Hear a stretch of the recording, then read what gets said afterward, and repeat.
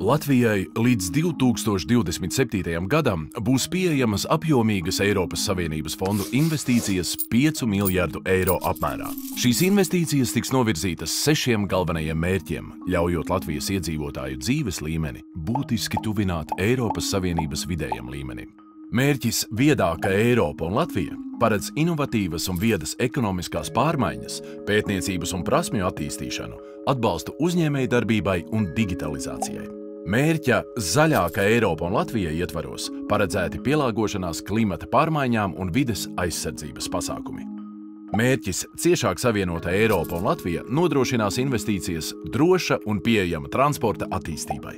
Mērķis Sociāla un iekļaujoša Eiropa un Latvija veicinās vienlīdzīgu piekļuvi izglītībai, veselības aprūpei un darba tirgumu. Mērķa Iedzīvotājiem tuvāka Eiropa un Latvija ietvaros tiks uzlabota reģionos dzīvojošo iedzīvotāju dzīves kvalitāte. Un mērķis Klimatneitrāla Eiropa un Latvija ar ieguldījumu palīdzību nodrošinās sociālo un vides seku mazināšanu visvairāk skartajos reģionos. Ik viens no mums var sniegt savu artavu labākas Latvijas un līdz ar to arī Eiropas veidošanā. Pieteikt projektu varēs plašs finansējuma saņēmēju loks, sākot no fiziskām personām, uzņēmumiem un beidzot ar valsts iestādēm, pašvaldībām un plānošanas reģioniem.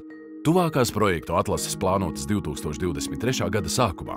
Ja vēlies saņemt Eiropas Savienības fondu atbalstu, seko aktualitātēm Finanšu ministrijas un Eiropas Savienības fondu mājaslapā, kā arī sociālajos mēdījos.